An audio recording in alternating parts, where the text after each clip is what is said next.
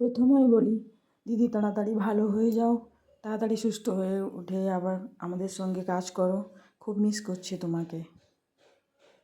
শুভ সকাল বন্ধুরা, কেমন আছো সবাই? আমরাও মোটামুটি ভালো আছি। আবার একটা নতুন ব্লগ নিয়ে চলে আসলাম। এখন আমার মেয়ে তো খুব ছোট, তারপরে কি বলবো, ওকেই নিয়ে আমার দিন কেটে যাচ্ছে। তাই কষ্ট করে ওই ডেলি ওই মেয়েকেই দেখো, টুকটাক রান্না বান্না ওই রকম কিছু করার নেই এর থেকে। কারণ এত ছোট আর এখানে ঠান্ডা পড়ে যাচ্ছে, তো মেয়ের একটু অসুবিধাও হচ্ছে। তাই কোথাও সেরকম একটা বাইরে নিয়ে বেরানো হচ্ছে না। চলছে তার মধ্যে তো আমার পা ঠিক হচ্ছে না, সেই পায়ের ওপর চলছে যত রকমের অত্যাচার। ওই পড়ে গেছিলাম যে কতদিন ধরে ভুগছি মোটামুটি। তো এটা সেদিনকে এই যে পার্সেল এসেছিলো এই কিছু জামাগুলো, সেটাই দেখো কেমন হয়েছে জানিও প্লিজ।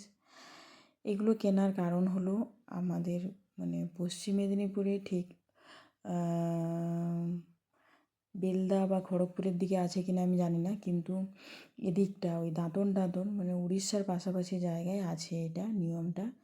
একে হচ্ছে এটা জামাগুলো কেনার উদ্দেশ্য, রাস পূর্ণিমার 8 দিনের মাথায় একটা অষ্টমী পড়ে, সেটাকে জাস্ট পড়ুয়া অষ্টমী বলে।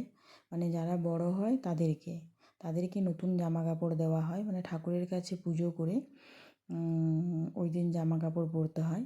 যতদিন না বিয়ে হয় ততদিন মামার ঘর থেকে আর নিজের ঘর থেকে কিনে সেটা ঠাকুরের কাছে লাগানো হয়, মানে পুজো করা হয়। সেটা হচ্ছে তোমার মামার ঘর থেকে তার মামার ঘরে পুজো করে দিল, ঘরে তারপরে যে যখন গেল বা দিয়ে পাঠালো, এরকম করে পড়া হয়। তো আমারও বাপের বাড়ি থেকেও মানে দেবে, আর শ্বশুরবাড়ি থেকে শাশুড়ি মা ঘরে একা থাকেন, উনি কিনেছেন।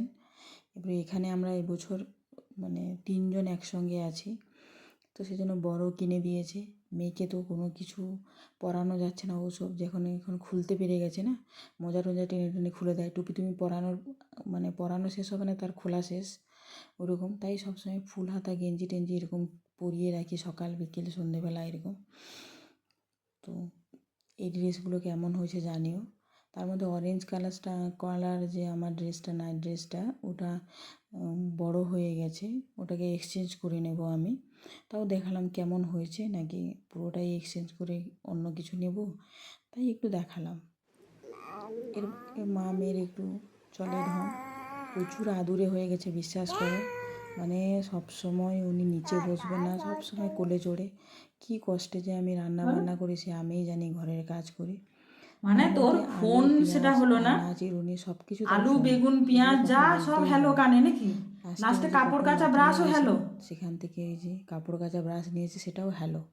আর শুধুমাত্র তার ফোনে শুধু তার পাপাই ফোন ওটাকে করে, নিয়ে আর এসেছিস সে কেন কারোর বাথরুম কিছু থেকে? না। অল টাইম যে ফোন করে সেটা পাপাই করেছে, বা সবসময় যেরকম লোকে হরিনাম সংকীর্তন করে, ও সে পাপার নামই জপ করতে থাকে। তারপরে আর রাত্রে চলে আসলাম, দিনের বেলা আর আমাদের কোনো খাবারের দেওয়া হয়নি। রাত্রে আমি আলু আর ভেন্ডি ভেজেছিলাম, অনেকদিন আলু ভর্তা খাওয়া হয়নি, তাই একটু করলাম। আর হচ্ছে আলু ফুলকপি আর ডিম দিয়ে ঝোল বানিয়েছিলাম।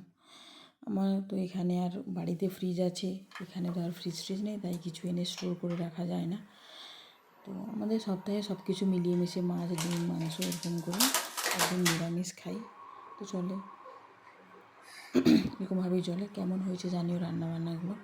সবাই ভালো থেকো, বাই বাই।